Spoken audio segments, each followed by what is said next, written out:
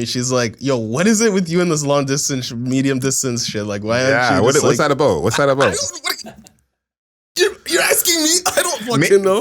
Something about your energy is bringing that. Yeah, something. Maybe you're afraid of someone like being close to you. I don't know. There's like an impermanence type of vibe that I'm giving that I'm just. You know what? It's like a catfish when someone's like, yeah, like if they're far away, then it's not really real. Yeah, I make it real though. I make it real.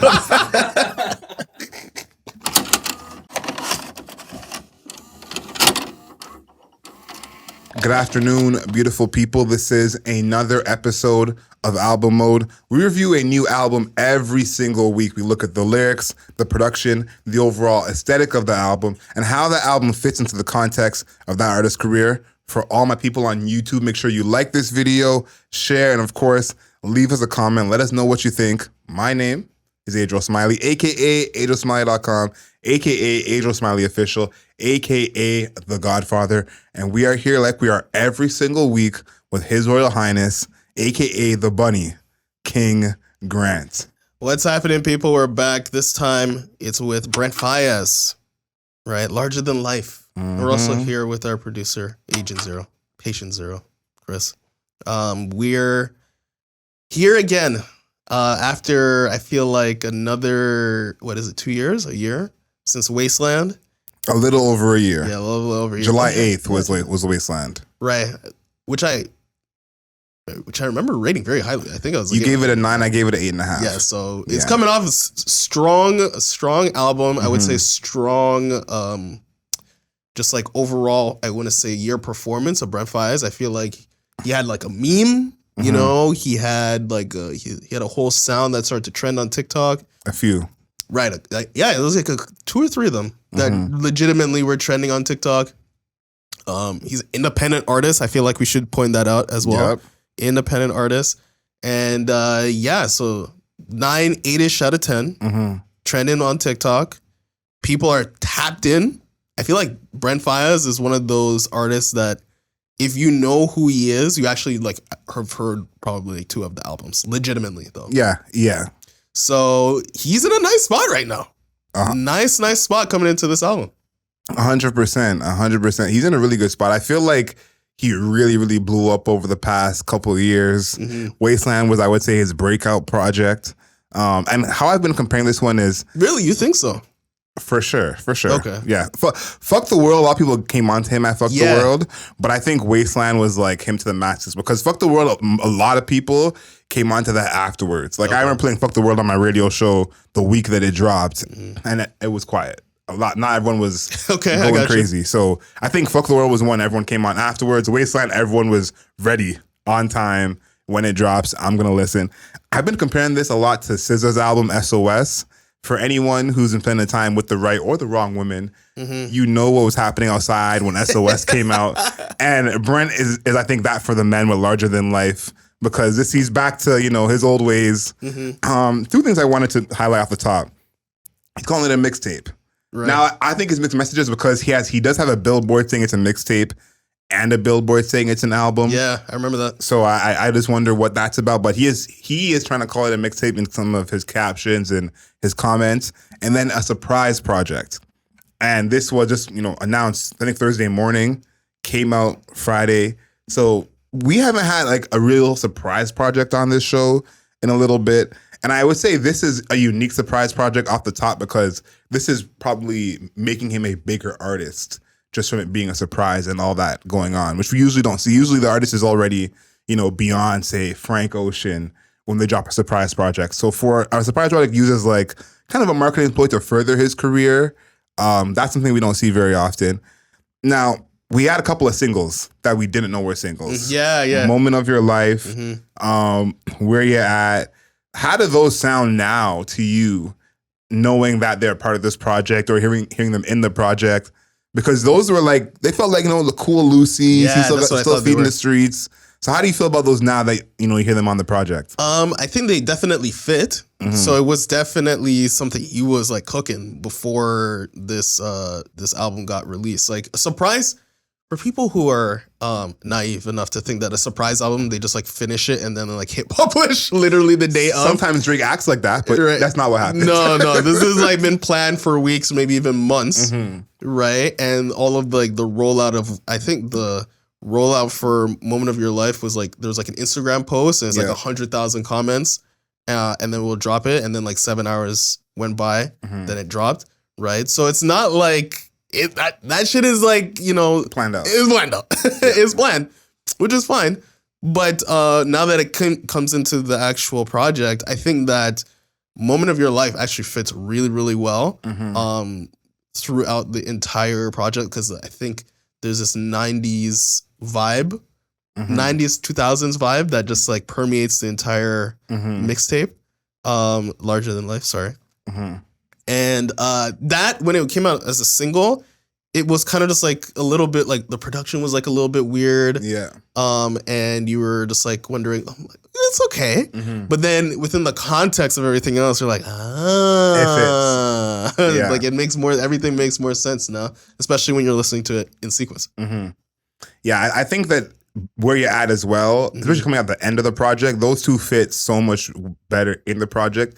You said a 90s, 2000s. To me, it's giving like mostly early 2000s. Yeah. And I think why I like this album for, you know, giving shots to that era. The last week on Soundbites, I was listening to DJ Felly Fell. I know, and Shock Value. But you also said you were listening to Timberland. Do you remember that? I was, yeah. Timberland, Shock Value 1 and 2. And I think now, like, we're at the age where this is the new throwback era. You know, I think, like, it's all, if anyone goes out, you're going to hear a bunch of songs from this time. You know, that's always going to be the case. But I think now, like, the artists who are around our age are getting old enough now where this is the era they actually grew up with. You know, it's like, we can throw back to the, you know, Aaliyah, that 90s era, but we were babies during that time. The era we really lived and grew up in is that 2000. So this is one of the first projects to really pay homage to that, because I think this is going to start happening more and more, where that 2000 sound that we grew up on, you know, Ludacris, Chingy, Tyrese, JD.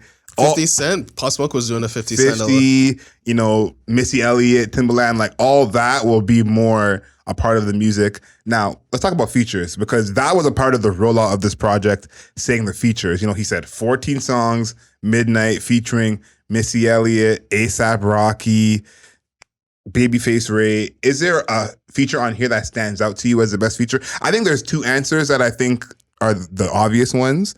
And I have one myself, but I want to hear what's your favorite feature on here? I think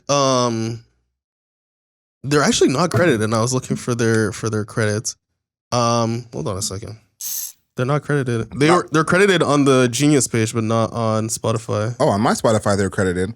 So I'll go ahead with the two that I thought of. Yeah, you go ahead. Sorry. The one, and this is probably one of the standout songs from this project, because everyone's been posting this, is Upset featuring Tommy Richmond. Okay, and Felix. That's the same person but different song that I have that for. Felix. No, for Best Time. Where isn't that Tommy Richmond on the end of Best Time? Am I tripping out? I don't think so. The best time you ever had, when that part is like repeated at the end, isn't that him? It's not credited, but maybe. I thought it was Brent on that. Oh, it's him. It's them together. Yeah, okay. It's them together. Yeah. And so I have the same person, different songs. Sorry. Okay, so Best Time you think is the one? Yeah, I think that I love the outro. Right, even though like, the outro is repetitive, we have a thing for repetition on podcasts. If people have not noticed that, but I think that repetition also kind of it felt like he was doing a little Justin Timberlake. Felt a little Justin Timberlake vibe going on there. That's exactly right. And I think that's more in the 2000s. I mean, that song is like straight up. Best Time? Yeah, that one is literally just like they hijacked it straight out of like 2000. And there's a sample on it that I have written down, we'll save it for the production, but there is a sample. So for it to be sort of the guy in the outro to sound like Justin Timberlake just is like apt. Everything is just coming together super well. So yeah, the last time I remember you brought up this 2000 sound was Jack Harlow with Jackman, who, you know, again, he wasn't around for the 90s really. You know, right. And you talked about him having that, you know, old Jay-Z sound. Yep. The other feature to me that stood out was New York, LA on Outside All Night. I thought she did an amazing job on that one. I feel like her voice is one of those times. I wouldn't say it's Don Toliver on Astroworld level, but it is like you hear that voice and you're like, okay, I got to find out who that is. Okay. And that's obviously a big look. Brent Faiyaz and A$AP Rocky, like, you know, you can't get two better guys to kind of rush you into this. So A$AP Rocky's singing was decent. Yeah. Acceptable. A$AP Rocky can sing, you know? Yeah. I don't know if I've just said this on the pod before, but I've seen A$AP Rocky live 4 times now. Yeah. And that's one thing you notice that he can actually sing. There's some parts in his songs where you think it's a sample or a feature, and then he sings it live and you're like, oh, this is you. Okay. So yeah, surprisingly good singer. Yeah. A$AP Rocky. So I think features is a big part as well. So you get to that later when it comes to production and lyrics. But I think he has a lot of features on here that a lot of people have never heard of. And I think that's one thing that he's always had in his music, but he's kind of, you know, the big artist from this group. And you know, these young, like Tommy Richmond, Felix, Cruddy Murda, Who's Lil Grey? Even Lil Grey, even Babyface Ray, Princess Crow. I know there's a lot of people on this who people have never heard of before. So I like that he has all these new voices on this project. Now, before we get to the production, I need to know what you think is the best song. Not your favorite song, but the best song. That's a great question. I do think it's Best Time, though. I do think that Best Time, I think maybe the sample might be carrying it, though. Okay. I'm not sure, but I think that song or I'm trying to think. Even Upset is really good, too. But I think it's Best Time. It's really being brought along. So Best Time to I'm gonna say Best. I'm gonna say Best. Okay, listen, we can head right into production because that's what I have as well. Okay, sweet. It's like you're giving me, you know, a lob right to the rim. What he's missed in his career so far is that like hit, and obviously music has changed. The R&B pop hit is not as prevalent as it used to be. That used to be like the go-to. Yeah, that used to be it. Think about songs like "Let Me Love You," "So Sick." Those were not only the biggest R&B songs, but the biggest songs in the world. Best Time feels like it could be that for him. Even though it is pretty short, a lot of songs are short. But yeah, a minute 22. Yeah, almost a little bit longer than the skit. But I think Best Time is really giving NERD. Like as soon as I heard that song, I was like, this is definitely giving NERD vibes. Those synths, I feel like that's just the energy that music doesn't have as much anymore. Like music, I think, has gotten a lot darker. Yes, it has. And so it's like, this is a much lighter song. And then that snare, you talked about Justin Timberlake, you know, Timbaland in that era, like that snare is from that era to me. Like, yeah, I was gonna bring that up. Go ahead. No, that snare is from that era to me of like, that was not the end, but that was really the mix of like, you know, electronic music being made with real instruments. And that was probably the last era where it's like, you know, you're hearing this synth over here, but those are real drums being played. Yes, that's exactly what I had down too. The difference, I was trying to think about what the difference between R&B today or back then is, or what makes like this 2000s sound. Yeah. And it's that exactly. It's like, it sounds like somebody could actually be playing the drums. Yeah. Versus currently any sort of like music that is like, I would say black music, so hip hop or R&B. Yeah. The drums, like it's drums because these are the drum sounds. Yeah. But nobody can physically play the drums like exactly. that. Yeah. Right? Like like sometimes with like trap music, the way that hi-hats tick, right, is not physically possible. No. Right? Not like, real. It sounds sick. It sounds great. Don't get me wrong, but it's just not physically possible. But then in something like 2000s R&B, you can be like, oh, somebody could be playing somebody could have live played this drum. Yep. Right? On Best Time. So I think that's the thing that really separates it or makes it like that 2000s effect, or where it's like it's kind of this weird like synth. Yeah, Timbaland, king of weird synths, king of weird synths. But also the fact that the drums were like that's a kick drum instead of just an 808, right? It's a kick. Then there's snares, and then the hi-hats are like. You know, spaced appropriately, physically, possibly spaced. That's good, yeah, right. Yeah. So I think that's what is creating that effect. I think that's why it sounds so good. So that song, I'm trying to figure out. It's a sample of one of two tracks. I'm trying to really nail it down. It's either "Caught Out There" by Kelis, right? Kelis, yeah. Kelis, sorry. It's Caught Out There by Kelis, or it's You Don't Have to Call by Usher. It's Khalees. Khalees has writing credits on this. Yeah? So Khalees is the one, yeah. Because the songs are similar. Like that sound is on both of those songs, right? And same with the drums are similar. So I was trying to figure out which one, but it's a Khalees track. Yeah. Which is a Pharrell produced track. Exactly. So you were just like pulling on all the strings without actually knowing or fully saying that it was by Pharrell. But yeah, I think that that is like probably the I want to say like the poster child for the sound on this album. Yeah, is that song, because everybody is talking about it's 2000s, 90s, blah blah blah blah blah, and I'm like, yeah, and this is like the exact reason why. This is the song. Yeah, this is the song that explains that to you. So I think that it's a good table setter because that was set like near the beginning. I think it's like song number 4. Yeah. So we know what zone we're in pretty early.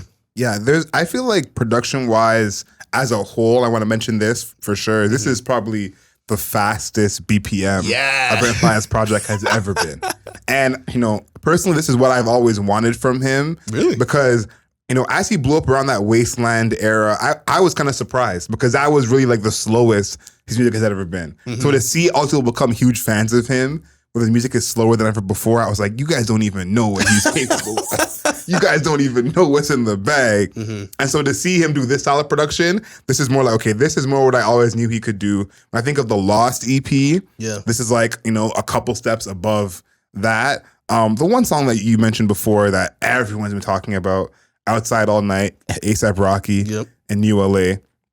The strings on that, I love it. Oh my God. The strings on that just make the vibe of that song. And I think this is like this song would be on an A$AP Mob mixtape, like production wise. Yes, it would be 100%. And for them to turn this into like an old school R&B rap song, kind of like Lloyd and Lil Wayne, like, let's mix them together. I thought that was really cool. And then the tempo of this, as well as like, I wonder what's going to be like for Brent to perform these live, because this is, again, it's not a fast song by any means. This is not like trap or anything or hyper pop, but this is much faster than most of his music already. Yeah. And this is definitely a whole different bounce. So I like the strings on this so much because as much as, the drums are very hip hop based and the tempo is as well, the strings make this song a little lighter than it would otherwise. And the song reminds me of a song that I can't put my finger on. So I'm just mentioning that now. So by the end of the pod, you think of it. If Chris, you think of it, somebody thinks of it. Yeah. Like hopefully it will come to somebody. But this song really reminds me of a song, the same way Best Time, was that sample. This song gives me that energy as well. So I don't know what it is, but I really hope that I can figure out what that is. We'll think about it, or we'll have in the comments. Yes. In the comments, if you're watching this, or if you're listening to this, or if you're watching a TikTok about this or Instagram, whatever. Yeah. Comment below. If you're listening, go to YouTube and tell me. Yeah, go to YouTube and tell us. But I won't. Somebody out there knows for sure. But yeah, so I think that the strings, immaculate on that song. I love it so much.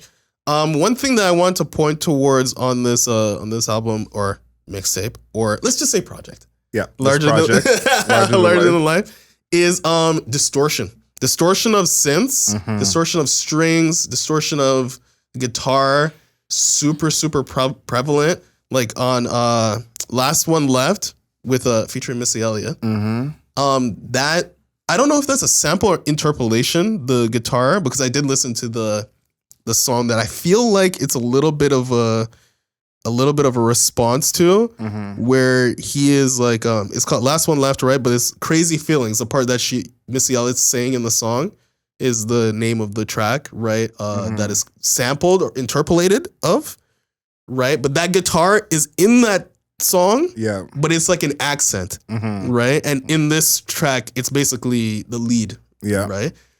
So I think that's a cool, like, just the idea that they flipped the production that way. But then also the fact that guitar, like, it feels like it sounds like it's out of tune. Like, and I think that's like a cool aspect that's being included. And that's also reminded me of like Busta Rhymes would do that a lot with his music. Oh yeah. Right. That's a good one. And, talking about Busta Rhymes and Missy Elliott, like, this is where that, even if it's not explicitly, Brent Faiyaz is dancing in the rain wearing all white, Not yet. Right? You can tell that it's like it's a harken back to 2000s. That's late Busta Rhymes is late 90s, early 2000s R&B and hip hop by including those elements, including that feature. This song, by the way, that is being sampled or interpolated with Missy Elliott also had featuring Beyonce on it. I was going to mention that. I'm happy you mentioned that. Which was crazy to me. I'm like, this is Beyonce, Destiny Child Beyonce. So, Missy Elliott had that eye to pluck her out of the group and have her sing on that track. So I just wanted to point that out. This a little tidbit, some music history. This is, again, that is the era where things were so different. Yeah. Like Beyonce was one of those artists where everyone around her knew she would be a star since she was like 15. And those people got looks on big albums at one point. So,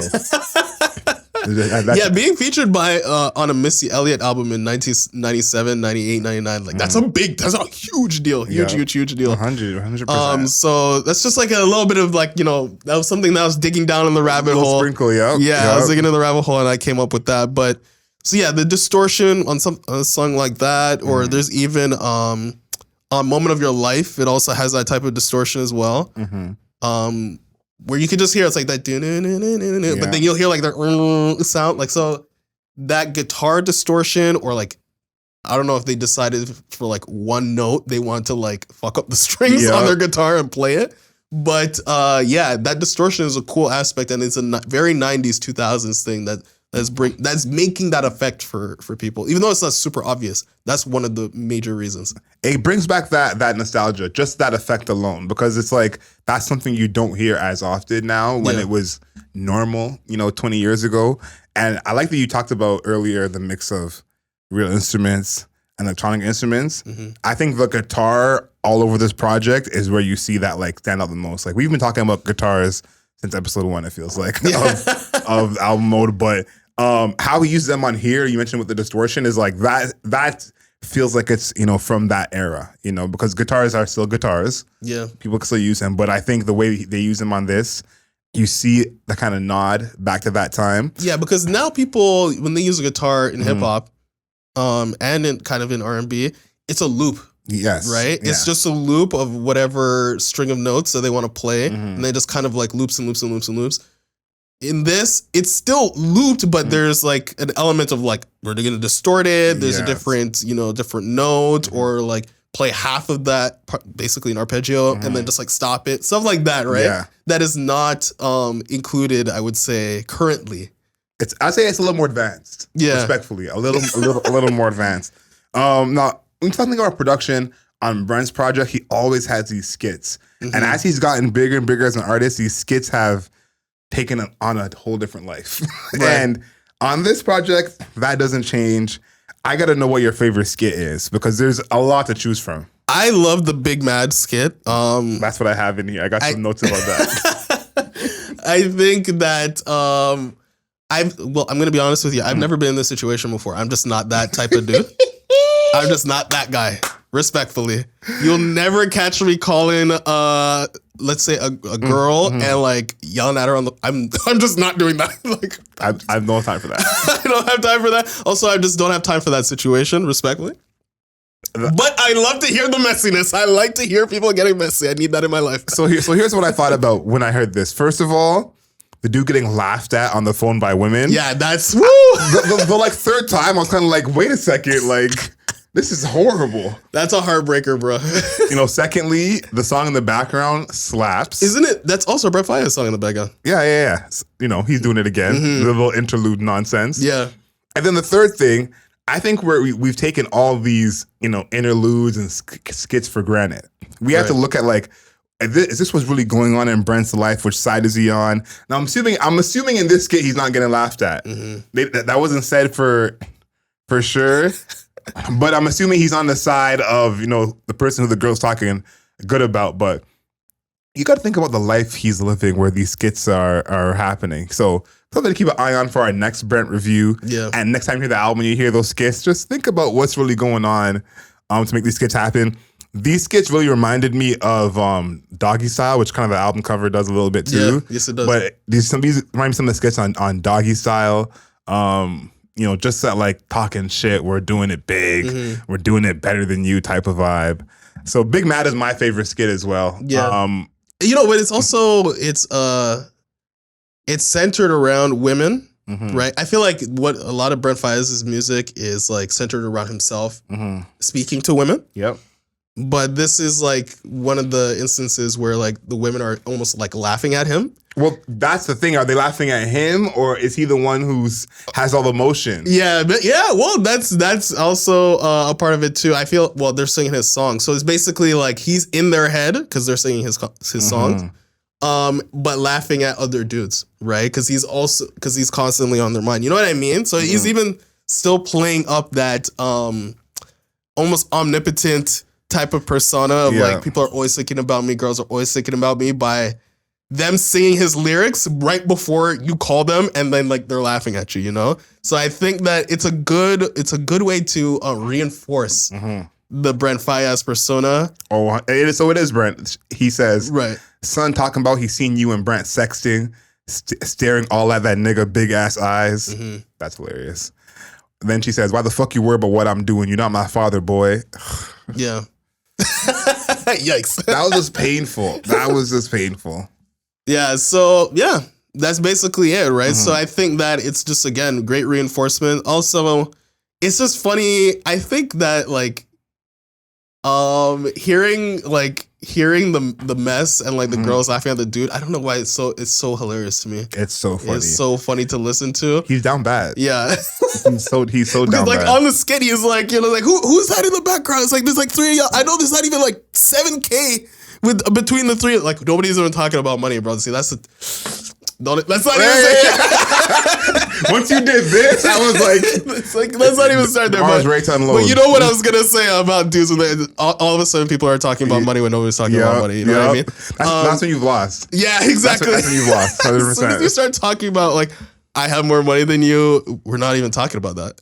That shows great weakness. Let's say great weakness for you. Yeah, I think this is a good time for us to move on to lyrics. Yeah, I had one set of lyrics I want to highlight first because this song was already out.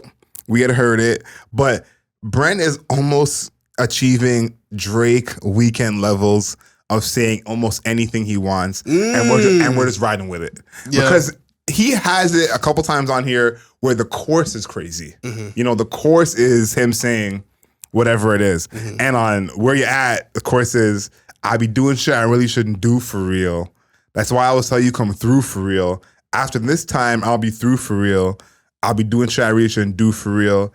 And then over and over again. Just that to be the chorus. I be doing shit I really shouldn't do for real. Pff, if that isn't relatable, I don't know what is. And then him saying, that's why I always tell you come through for real. After this time, I'll be through for real. Démar, this is a block spin song. this song is the ultimate block spin. Right. So it's like that being just like regular to us in his music shows how different a time we're in. But I think like we talked about it on the last episode that we did a Wasteland review on. Will he still do this kind of toxic lyrics? Like, is it still going to be his content?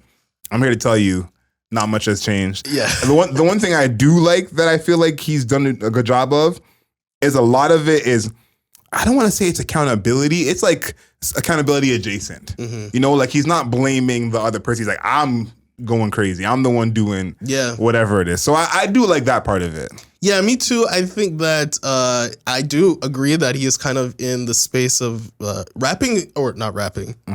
First of all, he sings like a rapper, and we said that before. Yeah, he used to rap. His personality, the persona that he projects in his music is something similar to what a rapper would be like. Yes. Right. But I agree that he's just like singing about. I feel like he is freed himself in a way where that he can kind of sing about whatever he feels like. And I think that it gets to a point where he's just like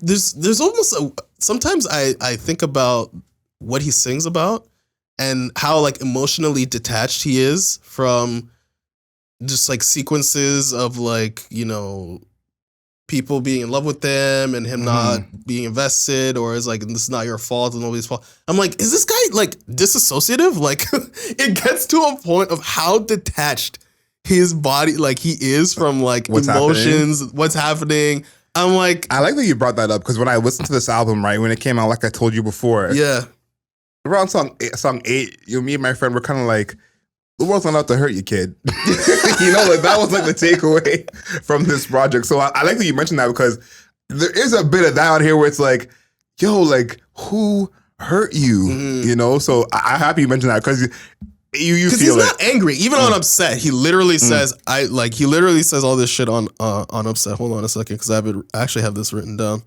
where he's like, I don't, you know, anything happens, I don't get upset. Like I get mad, I don't get like. Yeah, I don't care if I'm in the wrong. I don't get upset. I don't care if you're in the wrong. I don't get upset. I'd be like, fuck it. At the same time, I know I can't trust it, and I look what I'm stuck with. How can you exist like that? How do you somebody can wrong you, you don't get upset. You can wrong somebody, you don't get upset. Like you're just like whatever, and then you just like go on with your life. How? That's what I'm like. I feel like this guy is disassociated. Well, I think he's been hurt. Listen, I've been there before. There's a time in my life where this would have been like gospel. So I actually understand. But you can't live there. Yeah, you can't stay there forever, bro. You can't stay there forever. So, you know, to have that still be, it seems like what's going on. You're right. Super disassociated. You know, you Upset was one of my lyrics too. So, and I have one more part. Okay. And again, you said my part, so again, every single time. Yeah, every single time. Wherever I go, that is the one that you're seeing a bunch of TikToks about. Like everyone is mentioning that part in the first verse where he says, I should never got so close. I should never told you things. Now your code can match my code. I should never taught you things. I might see you out sometimes that I remember when you used to be mine.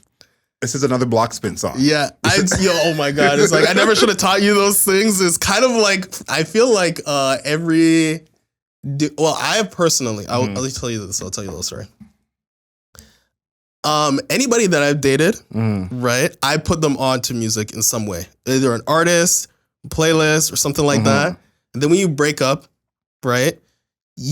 I personally have felt them like, and I gave you this artist, bro. I gave you this artist and this artist. You didn't even know about this person before. I shouldn't have gave you this artist. Right, exactly, right? So I get this exact feeling. So I understand this exact feeling. I'm like, I should never have given you. No, it's true. It's true. Right? It's like I put you on, yo, the fact that I remember putting somebody on Claro. Right? I'm like, I put you on Claro, bro. I was like, you didn't even know about Claro before me. Shit like that. Or even like Steve Lacy. This is pre-Steve Lacy explosion. Yeah. Putting on, now I just think about that person and be like, I made you early. That's exactly. I put you on early so you can say, oh, I knew them before they got huge. Exactly. This person's out here looking cool off of stuff you put them onto. Exactly. This is bullshit. So, so this lyric. You felt it. I feel it every day of my life. Okay, I feel it every day of my life. So you're with the TikTokers, like you're with them because, like I said before, this is like SZA reborn in the way that like the men are there. I should have never told you things. So it's like he still runs the space. I gotta say, like lyrically, this whole block spin, girl I used to know, you used to be mine. Yeah. And why I think this content works so well today is because of the time we're in of like the internet. Like, for example, you might still follow someone you've slept with before on Instagram years after the fact. That was not the case 15 years ago. There was nothing to follow them on. Right. If someone's out your life, yeah, that was it. If you see them in person on road, that's like a jump. Oh my God, it's like, what have you been doing for the past 15 years, 10 years, 5 years? If you lost somebody's number, you lost it. Yeah, they're gone. They're gone. Yeah. And when you see them on road, it's a jump scare. Yeah. But now you might see that person on the internet all the time, and depending on how famous they are, blocking them might not be enough. So I totally understand where he's coming from with this. Do you have any other lyrics? I want to talk about his career and the cover and all that good stuff. For lyrics, I think I have like one more thing. Well, I will say, I want to say something about Coco Jones. That sequence with Coco Jones and Brent on Moment of Your Life where they're overlapping on the hook. Yeah. I want to say that sounds incredible, but I felt like she was on the border of over singing it. Like she was just teetering on that border of over singing it. Okay. But I felt like because of how smooth and like Brent Faiyaz is literally I don't even know. Like if you look up nonchalant in a textbook in a dictionary, there's just like a picture of him and his fucking afro. Okay, and I think that because he is so like I wouldn't say effortless with his singing. Yeah. That when somebody else who is like she's trying to sing, she's singing. She's exactly. Right? She's singing, and he's like kind of like nonchalant. So I felt like there was a little bit of like a battle happening on the hook. That's interesting. I wouldn't call it over singing. No, she wasn't over. That's why I said she wasn't. But it felt like the contrast. I think it's the contrast. Yeah, because he's definitely playing it too cool. Exactly. And then she's like, I feel like just normal singing, right? And there's almost like a little bit of a battle of like who's holding the spirit of the song. Yeah. Right. And I think that it borders on getting like she's taking away from him versus like it's just like a very, very interesting overlay. I did think on that song, I'm like, I wonder what this song sounds like if SZA did it instead of Coco Jones, right? Just because I felt like she could have easily existed in that space. I feel like everything Coco Jones was doing, I'm like, SZA like is like doing an iteration or a version of something like this, and I'm like, I would have liked to see if she could have. I disagree. You don't think so? I'm Team Coco Jones on this one. I still think Coco is doing great, but I'm just quizzical. No. About a SZA version, I would have liked to hear that. No, I would like to hear that. I think Coco's voice has the right amount of buttery for this, and SZA has the D'Angelo syndrome where every third word is inaudible. That's true. So I feel like that this wouldn't. It adds a little something to certain songs, but I'm gonna give up to Coco Jones here. That's it. I already talked about my ASAP Rocky is somehow like a good singer. I'm just surprised by that. Yeah, right. It is surprising. When I saw it for the first time, I was kind of like, this is really, really happening. Yeah. So that's kind of it. I love that song. Outside All Night is probably, I don't know, maybe that's my favorite song. So let's talk about this as a whole, but before we do, let's say our favorite songs, because that's different from the best song. Yeah. My favorite song, I think, is On This Side with A$AP and Cruddy Murda. I hate that song. Yeah, this you like that song? Yeah. Oh my god! And that's actually something we haven't talked about, or maybe you don't have anything you don't like. But that song, I think the production stuff is okay. I think that Brent is like a table setter in that song. Yeah. And then these guys just came and shat all over the table. Have you seen that TikTok where it's like, this is Odd Future. Yeah. This is Odd Future for Gen Z. This is Odd Future for this. Right. This is Odd Future if you talk to women. This is, again, another A$AP Mob song. And I love those A$AP Mob projects. Yes. And that's all this reminded me of. So I was like, I felt at home here. And again, I think this is part of Brent as different than normal R&B artists, at least male R&B artists, is like, I think his audience is so much more largely male than most male R&B artists. You think so? You know what? I felt that way too. Sorry to interrupt you. Go ahead. I felt that way too until I just constantly, like whenever I talk to women about music, that's something I actually do. People. Yeah.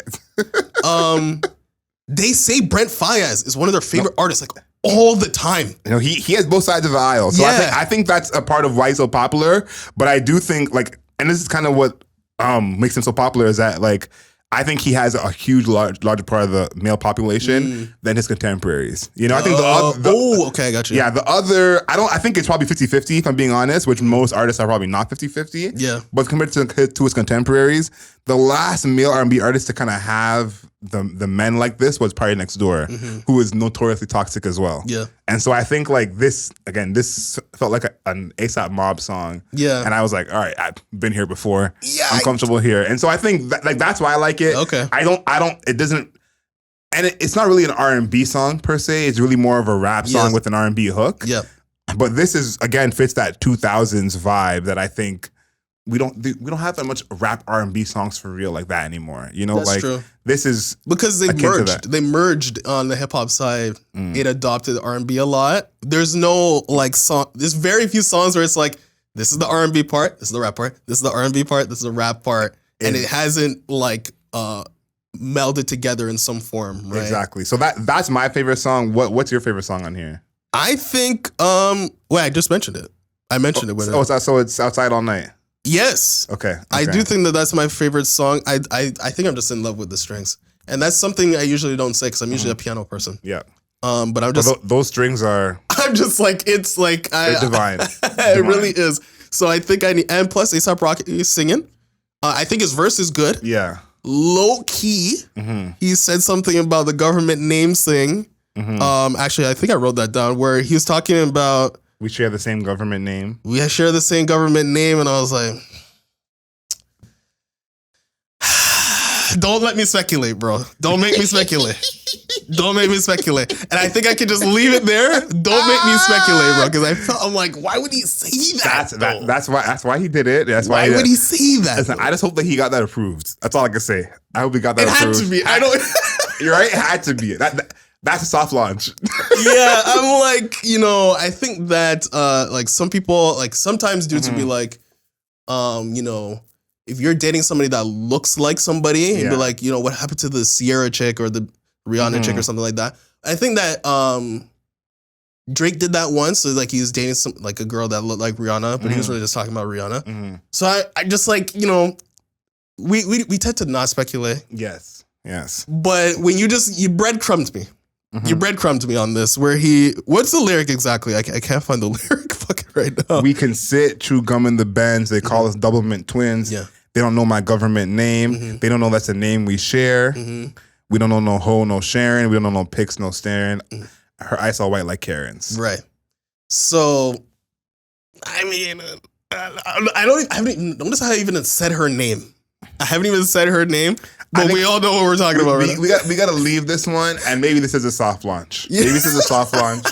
We're gonna leave this one here. Okay, but I did take note of that. I wrote that down in the notes because I was like, oh, that's very interesting that you would put that inside of the notes. I remember that too. I thought that was a little kind of like ambiguous, like maybe not. But I still think like just even to say that it's kind of like, okay, we see you. Exactly. Let's talk about the cover because I think for having a cover without your face on it as an artist so young as Brent, this is one of the better covers I think you could have done, especially with putting his logo basically in the middle of the cover. Yes, that's great product placement. Yeah, great brand recognition because the name of the album, the name of the album's not on it. No, not the name of the album. Yeah, not his name, not his face, nothing. It's literally that's how you launch a brand, bro. It's like I'm hot right now. Don't even put my name, the title, nothing on. Just put the name of the brand on it, and let's get it popping. I think that. It looks great. It reminds me of kind of like a comic book. Yeah. Right? Yeah. Like a comic book, like somebody would draw that like in a picture, like in a panel. That's what it kind of reminds me of. I think that, it's well detailed too. Like the way that I would love to personally, I would love to see the person who it looks like it's drawn. Yes. I don't know if it is drawn, but it looks like it's drawn. I'm assuming it's drawn. It looks drawn. Right. To me too. But I would love to hear from the person that drew it, colored it, all that type of stuff. Because I'm like, this looks incredible. The detail is so high. It's even down to like you can see the street number. Like you can see the street name, street number, the lights, all that type of stuff. The helicopter in the sky. Yeah, helicopter is like the detail is really, really, really, really high. And I think it looks incredible.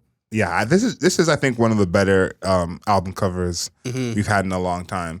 In terms of what this does for his career, I think we were super high on Wasteland. Yes, we were. I think we both had it in our top 2 in albums of the year. Yeah, I had it number 2, I think. Yeah, I feel like I had it number 1 and number 2. I don't remember if I had it, but it was up there for me as well. So for him to follow this up with another album that we have a lot good to say about, I think this definitely helps his career. I think as well, these all being more upbeat songs really helps his career because as much as he had blown up and had become a fan favorite, even a kind of a cult following, you would say, a lot of people felt like they had to like Brent Faiyaz. And they were like, I don't know if I like him. Like, he's just kind of slow for me, So I think this gives that group of people something to actually like grab onto. That's so funny. Because there was that group that's kind of like, okay, we get it. Like, you guys like him, but I'm not really into this. And as well, I think that as much as I'm a huge Brent Faiyaz fan, this everyone's well aware, there wasn't always that song to show people. Right. And I think that there's probably a few choices on this project depending on what, your person you're showing, what their vibe is. Right. Best time. There was no best time before. So now you can show them a best time. And they could be like, oh, this is. I'm used to this vibe. I know this energy. You know what's so funny about that? I feel like you're down. I feel like you're so high on him that you're kind of trying to safeguard that maybe people started catching up to you. Because you said he does have a cult following. Yeah. But he is probably one of the biggest cult followings in music. He's like next to like maybe Tyler the Creator when it comes to like. I'm gonna tell you this: when I saw Brent Faiyaz in concert, so many of my friends didn't know who he was. Like, really? I have a large group of friends. It varies, but like these people who are our age, who are like, they know artists. You know what I mean? So it's like, again, we know Brent Faiyaz, right? But it's like there's people who it's like forget about not knowing his songs. They don't know who he is at all. I agree. So here's the thing though, with the cult following thing, I do think he has a cult following. I think it's enormous because remember, I don't know if I sent you this video, but his manager, first of all, it's him and his manager, right? He doesn't have a label. He's independent. And they have so much data on like where the super fans are located, right? Yeah. Like people who listen to, I forgot what the metric they used was. It's like they listen to X amount of minutes per month. Every single day. Yeah, every single day or every single month or something like that they determine that you're a super fan. And that's how Toronto had a concert because that's how they do their concerts. Yeah. Right? I think that it's enormous. And I think that people are like showing like people a Brent Faiyaz song now is kind of like you need to catch up because I feel like the moment of like everybody jump in actually already happened on Wasteland. Yeah. But you're like, oh, maybe this would be good, if I get a new person in. I'm like, yo, if you're not in, you're out, I feel. Like you're purposefully out. Like you don't like it. I don't agree with that because I do think there is still people who have never heard of him. Like there's people who only know about him because they're friends with me. And as crazy as that sounds, it's like, they haven't even made the choice yet because they don't even know about him. And then I think from my perspective, being a Brent fan for so long, Wasteland was not the best collection of work he's ever put out. I think it is. I don't think it is. And I think that like, it was kind of not a perfect storm, but he had this storm of all these singles popping off on the internet. Plus the songs with, Drake, Alicia Keys, whoever it is. Tyler the Creator too. Tyler the Creator.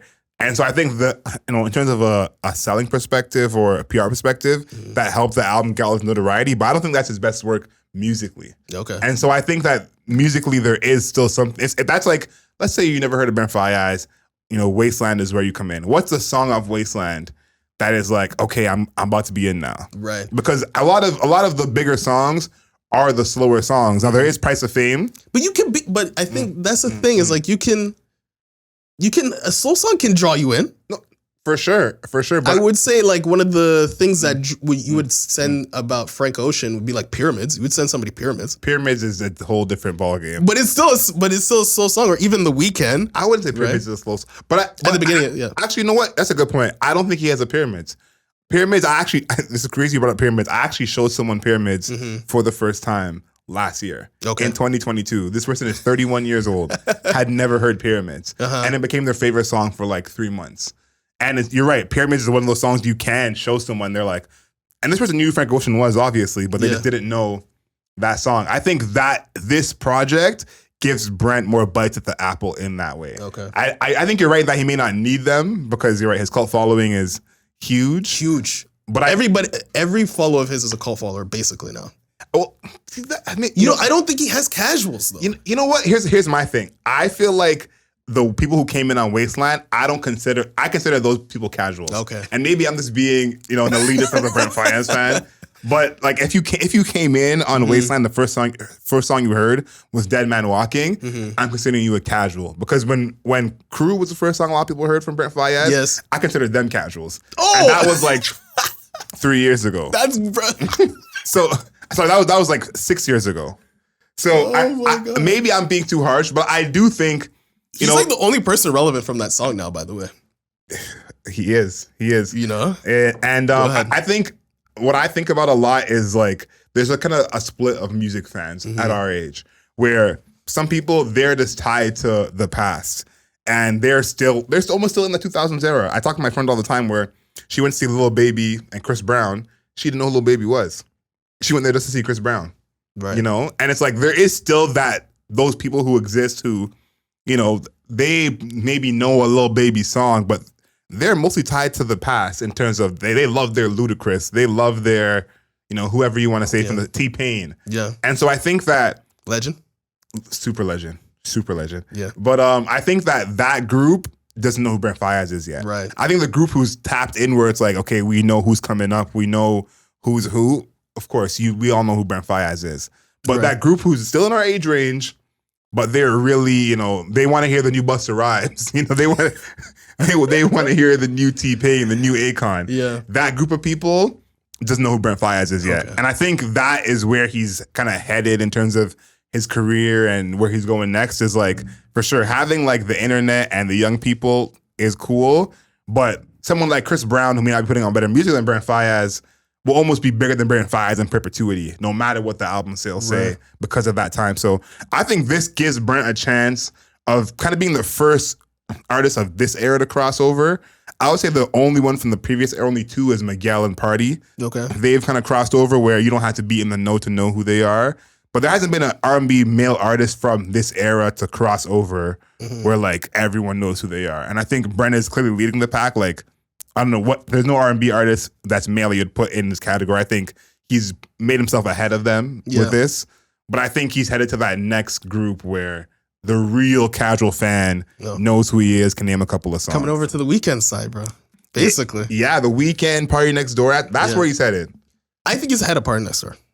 He's ahead of Partynextdoor. Right now. Yeah. Right now. In totality, no. But as of currently, right now, yes. In totality, you don't think he's ahead of Partynextdoor?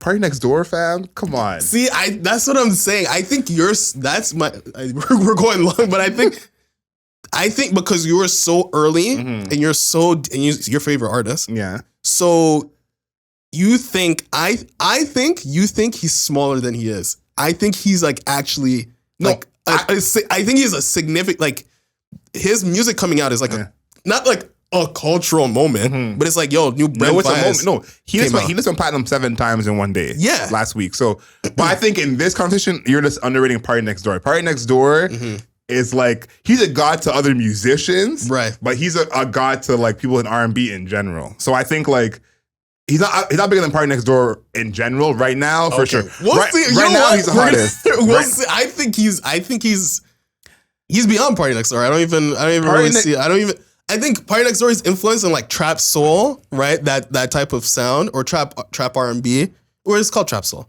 right? His influence is immense, right? But as an artist, Brent Faiyaz is beyond him. I think so. I feel like that's like not even controversial. We'll see. Yeah, we'll see in the TikTok. This will be the TikTok, because I think that like this is like a recency bias for sure. For you to say what you're saying is like, Brent Faiyaz hasn't had his Partynextdoor moments yet. Like it hasn't happened yet. So it's like, I think, he's getting there. We're already going long, but listen, in the comments, let us know. Okay. Overall impact on music, bigger artist, totally higher peak. Right. Partynextdoor or Brent Faiyaz. Okay. Do you think Brent Faiyaz is ahead of Miguel? No, but Miguel's been around for way longer though. Okay, so Miguel's still ahead. Yeah. But Brent ahead of Party? I feel like pretty easily too, actually. I hate to, maybe I'm like sacrilege saying that, but I'm pretty easily. I think just where you were in your life at that time, like you just were living a different life to. Yeah, maybe, because I'm like it's just crazy because Partynextdoor, we're from the same place. Yeah, like Party's first album, I would go to parties. Yeah, it was crazy. People would ask to hear the whole album in full. Right. Even outside of R&B, what other artists have you ever been to a party and people are saying play the full project, and it's multiple running to the DJ, play the full project right now? So just off of that is like, Brent hasn't had that moment yet. We have location bias on that too. We do, but I had some people I was in touch with in the States, and I heard that it was kind of the same vibe. We'll see. Recency bias versus location bias, basically. That's what we're talking about right now. I think that on the interwebs, Brent will win this poll because recency bias. Right. But I do think, the people of our age group who at least were outside 10 years ago. If you weren't outside, and I'm sure you think differently, but if you were outside, right, you can say about this. Okay. The rating. Yeah, before we even get to that, The vinyl. Are you gonna cop the vinyl? If it's available in Canada, I think Wasteland. It's not available yet. Only the CD right now. Exactly. And I was like, Wasteland. I was talking to you about it. I'm like, I don't remember Wasteland being available in Canada for vinyl. But maybe that's just me not noticing or something. Because I would have copped it because I gave it a 9 out of 10. Yep. 9 out of 10s. I do cop the vinyl. Have to. Right. So, if it's available, I will be grabbing it. I will be grabbing it. Is it a no skips? For me, it's a no skips. Okay. For me, it's a no skips. I would say... Not for you. You sound like you got something. It has the one song, the ASAP song, that's not Rocky. Why did we get Ant? Why couldn't we get literally Nast? Could we get ASAP Ferg? Why did we pick this ASAP in particular? Anyways, yeah, I would have put ASAP Nast over ASAP Ant, but I'm Ferg would have been sick. I'm part of the mob myself, so you know where I stand. Ferg would have been awesome. I'm cool with any of them showing up. So it's skippable. That's my one skippable though. We forgot to mention that the album loops. Yeah, it loops. The ending, that dial tone you hear at the ending is the dial tone that you hear at the beginning. Yeah, with them picking it up. So it definitely has great continuity. Definitely sequenced well. If we're thinking about coughing the vinyl. The score. Adriel. Do you want to go first or you want me to go first? I want to hear you go first because I think maybe I have a little bit of a bias here. You're telling me that I'm not able to see what's going on. Yeah, I think I'm too deep in. I'm too much of a fan. You're so close to it's kind of like if there's an explosion and you're like right beside the explosion happening, you just think the entire world just disintegrated. That's a good point. Yeah. Right? But from somebody who's, a little bit further out from the explosion. A little nearer to the group. I'm like, oh wow, like everybody's talking about this dude, I think this is an 8.5 out of 10. Okay. You seem disappointed. You had a look. There was a look on your face when I said that. Not 11? I think it's an 8.5. I think the song, most of the songs are really good. I think that the skits are good. I think that obviously Brent Faiyaz as a singer, he's never let me down. He's never let me down once. I do think that the problem is the features. The Lil Gray feature, whatever. The ASAP Ant feature and that song is like, personally to me, that is a bad song. And Brent Faiyaz doesn't really have many of those. But that one was like, why are you letting people rob the song? Why are you letting them just like hijack the entire thing? And I think that it's sequenced well. I think that it loops well, right? Like it loops. It literally it loops. Like you could just listen to it over and over without even realizing. And the length is good. Yes. 30 minutes. It's 34 minutes. 36 minutes. And then it's like 14 songs. Yep. Well, if you take out the 2 skits, it's 12 songs. Yes. Right? Yes. So it's got, it's great in a lot of aspects. Didn't blow the doors off me on any song in particular. So it's an 8.5. It's very good. I liked it a lot. I think I will be playing it. Yes. I will be playing it just out in the world. So 8.5 out of 10. What about you? For me, this is gonna be a 9. Okay. So we flipped. Because I had Wasteland at 9. Yeah. I want to give this I would give this probably a higher score if it was longer. I do think it is like more mixtapey, like a quick listen. It doesn't feel as fully fledged as Wasteland did. But listen, that song that you don't like is my favorite song. To me, what I say about this project is like this project feels like it's for the outside folk. Like this is like, okay, if you aren't into the slow Brent Faiyaz and you need something you can play like while everyone's kicking it, this album is for that. Like this album can play in the background almost in any setting. Yeah. So this is a 9 for me. This is one of my albums of the year so far, honestly. I really like this project a lot. I have a feeling it would be for a lot of people as well, as a lot of people listen to it. I want to throw this out there: 24 million monthly listeners on Spotify. No, so it's not like he's a shadow. No, he's no small artist. Best-selling male R&B artist of 2022. Independent too. Yeah, independent. This is he signed this huge deal with United Masters, which you should have mentioned at the beginning, but the largest deal in United Masters history. Yeah, and this is his first project out of that deal. So I was excited to see what he does going forward. But yeah, this to me is 9 out of 10. And I want to hear what everyone else thinks. First of all, Party, Brent, I don't even want to have that discussion because I feel like the recency bias is just going to take it one way because, Party kind of slips into that other group I mentioned that is, pre-2010s. But I want to hear what you guys think about the Party versus Brent versus Lucky Day, Brent versus Brent. Let me know what you guys think. You're laughing? Lucky Day. Not a formidable opponent. This is back when we were talking about top 50, and you're like Lucky Day. Yeah. It's like, what the fuck? What the Lucky Day? Who? Last before we got out of here, who would be his contemporaries? I wanted because this is contemporary. Because I do think of this new era of R&B. Brent is like number one with a bullet, but who would be in that group that you would even consider putting beside him? I'm thinking Lucky Day, maybe Pink Sweats. Yeah, Pink Sweats. Shit, what was that? The Khalid? Bryson Tiller, Khalid. But Khalid is more on the pop side, though. Yeah, Giveon, Daniel Caesar, Sir. He's ahead of pretty much all those dudes. I guess Daniel Caesar on sheer popularity might be near him. But as I said on the sample review that we did literally last week, I just think people are just outdoing him. I think Daniel Caesar is an artist that's more popular than good, personally. Wow. I think you're actually on an island with that take. Me too. I think you're on an island with that take. Also, living in this country. Yeah. I think after we did our Daniel Caesar review, seeing how people talked about his project. They're way more up on him than way more. But I just think you're not a Daniel Caesar fan in general. I think that's just, you're not as high on him in general. Freudian. Yeah, that's what I said. But let us know in the comments where you guys put Brent Faiyaz. Is he number one out of this new age of R&B? Of course, all my people on YouTube, like this video, drop a comment. Let us know what you think. We just want to know, am I right? Is Démar right? There is no wrong answer here technically. But let us know who you think is right here. Of course, find us on the interwebs at Album Mode Pod, on Twitter at Album Mode Pod, on TikTok at Album Mode Pod, on Instagram. And of course, know yourself, know your worth. Later days.